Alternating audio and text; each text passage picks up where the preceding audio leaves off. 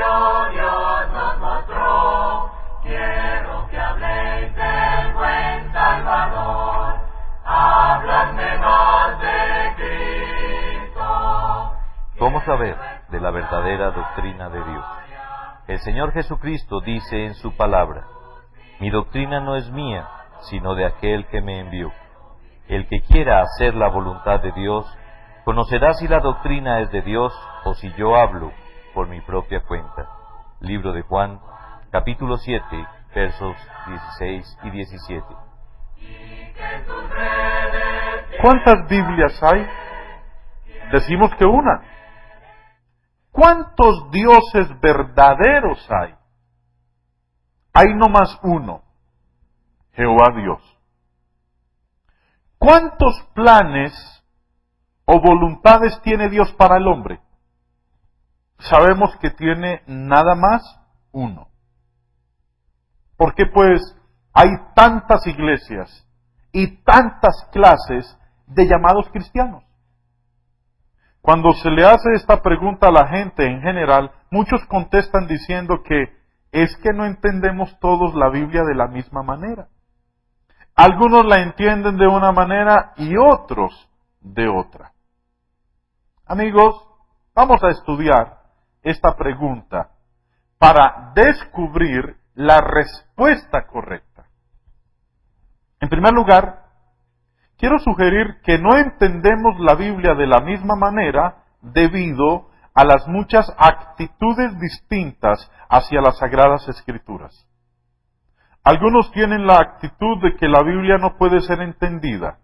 Otros, la de que solamente algunos en particular son los que la pueden entender. Y eso es falso. Es absurdo pensar que Dios haya dado a los hombres una revelación de su voluntad en forma no entendible. Basta leer estas palabras del apóstol Pablo en Efesios capítulo 3, verso 4, que dice: leyendo lo cual podéis entender cuál sea mi conocimiento en el misterio de Cristo. Y dice en el Evangelio de Marcos capítulo 12, verso 37, y gran multitud del pueblo le oía de buena gana. La gente común podía entender muy bien a Jesús.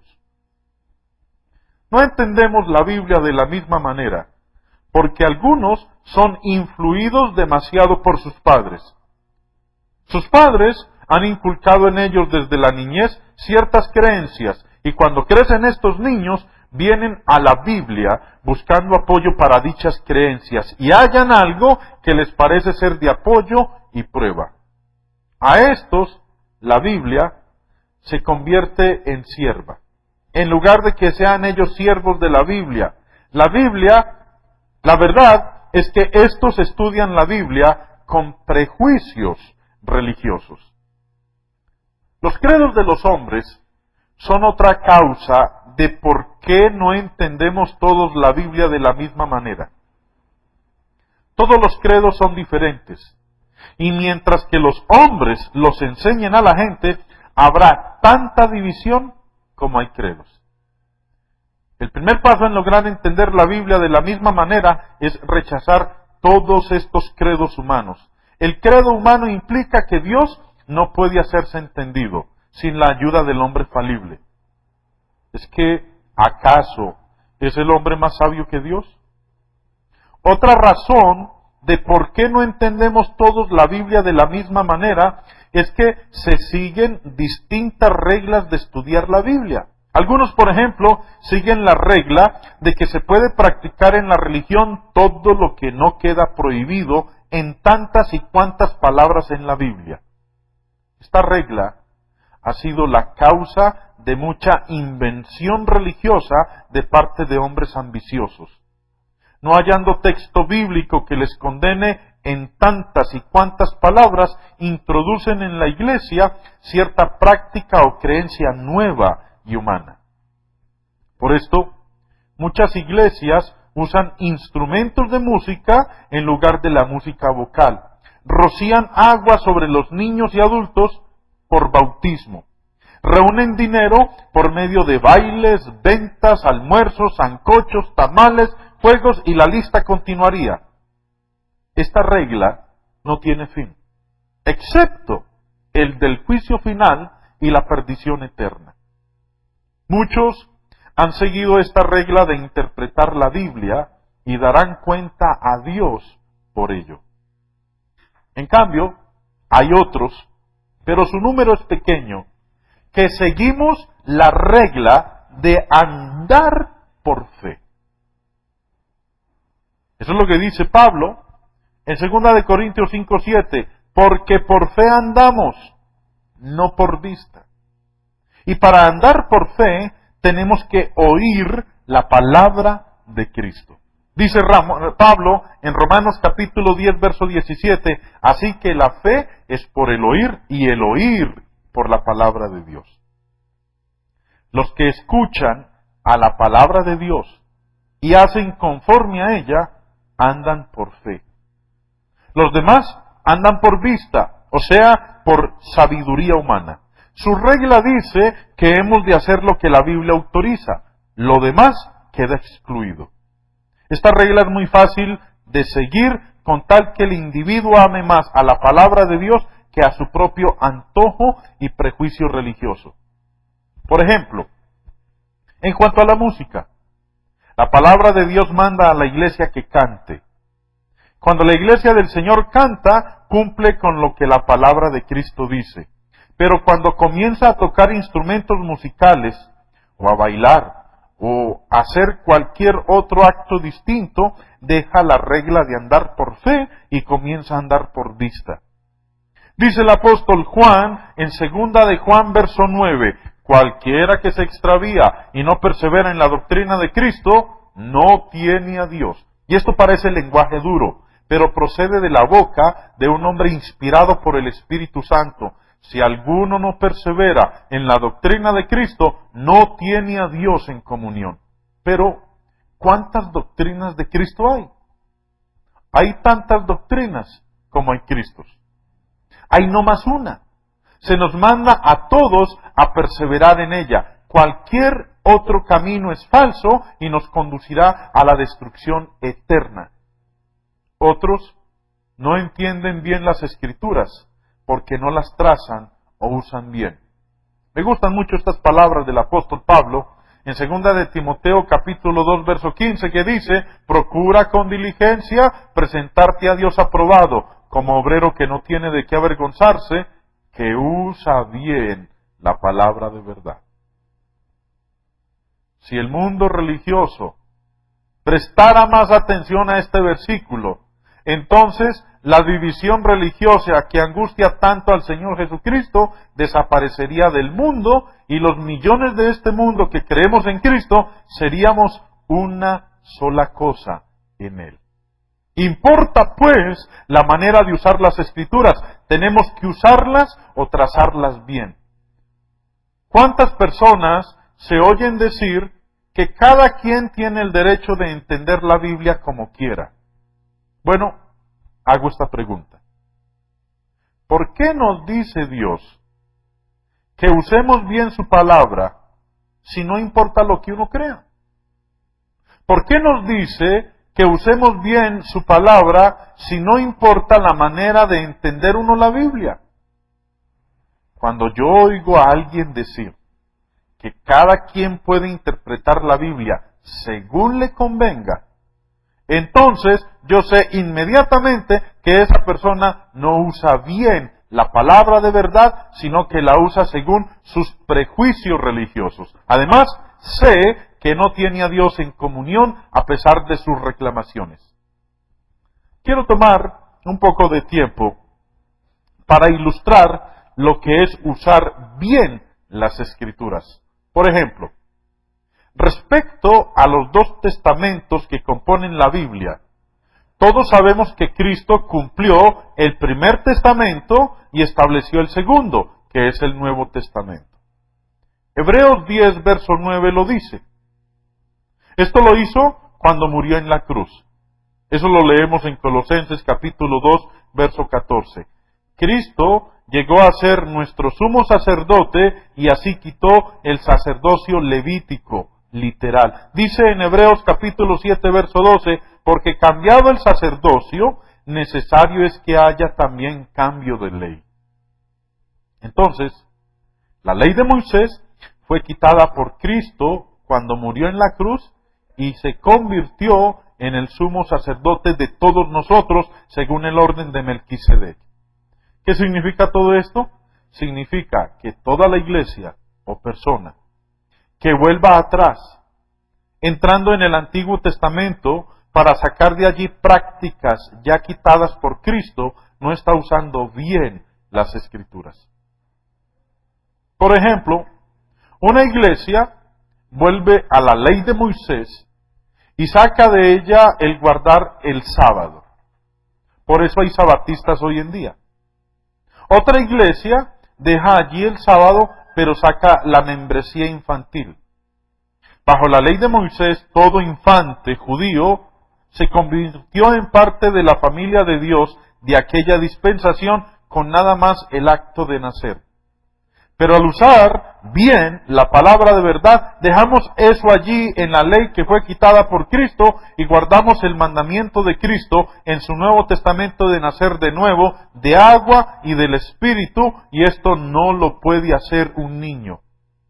Otra iglesia deja el sábado y la membresía infantil allí en el testamento cumplido y quitado, pero le gusta sacar la práctica de tocar instrumentos de música, como los que tocaba David. Esta iglesia cae en el mismo error.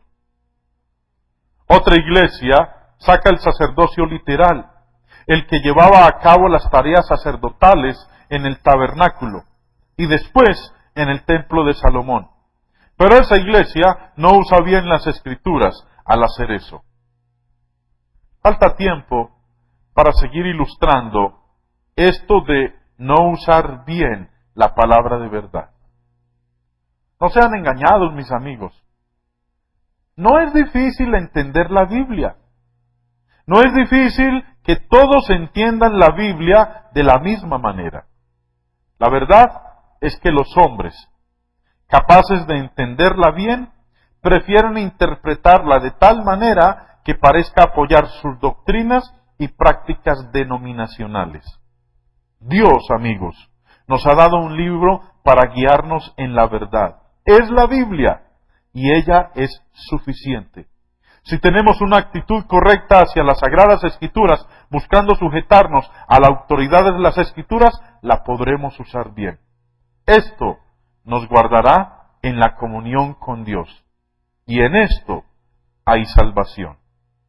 Amarás en los cielos, Él enseña ya. En Eclesiastés capítulo 8, verso 1, Salomón dijo: ¿Quién puede compararse al sabio? ¿Quién conoce el sentido de las cosas? La sabiduría ilumina la cara del hombre, hace que cambie su duro semblante. Para entender entonces sabiduría y doctrina, una pildorita de sabiduría. Para sentir a Dios en la luna o en el sol, quiero unos ojos nuevos y un nuevo corazón. ¿Dónde está Dios? ¿Acaso me pregunten y entonces al poeta le tenemos que ceder la voz? En el pan está Dios, en la colmena, en el tallo, en la flor, en el aroma, en el aire, en la luz, en la paloma, en el sol, en la voz, en la azucena. Está en el fruto que da miel, que de miel se llena, en el agua amorosa que se toma, en la estrella que tiembla cuando asoma, en la flauta que llora cuando suena. Está en el nido oculto, está en la rama, en la chispa, en la brasa, entre la llama que alimenta la lámpara del día, y sobre todo está en el corazón que en el molino azul de la canción muele su grano de melancolía. Creo que nos seducen las palabras de fe de estos versos del poeta colombiano Carlos Castro Saavedra. Y de verdad, creo que estos versos nos invitan a ver a Dios en todo lo bueno. La Biblia dice, bienaventurados los de corazón limpio, porque ellos verán a Dios. Mis amigos, mis amigas, solo hay una manera, solo hay una forma de que su corazón y el mío sean limpios, y eso es lavados en la sangre del Cordero de Dios que quita el pecado del mundo. La única forma es que usted crea lo que la Biblia dice, obedezca lo que la Biblia dice y llegue a hacer lo que la Biblia dice para poder tener un corazón limpio y así ver a Dios.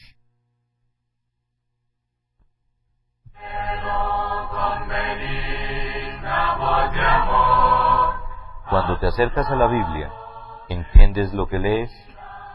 El eunuco le dijo a Felipe en Hechos capítulo 8, verso 31, ¿y cómo podré si alguno no me enseñare? A continuación, nuestro hermano Jaime responde. Entre las cosas que usted planteó ahorita cuando habló sobre el tema de cuántas Biblias hay, cuántos dioses hay, por qué tantos credos, tantas clases de cristianos, hubo un momento en que usted dijo, y lo trató como que si fuera algo muy mal hecho, que reúnen dinero vendiendo almuerzos, tamales, arroces con leche, con la cuestión esa de protemplo. Es que eso es malo, hermano. ¿Y por qué? Mire, hermano Hugo, se lo voy a leer, le voy a dar la respuesta con un texto.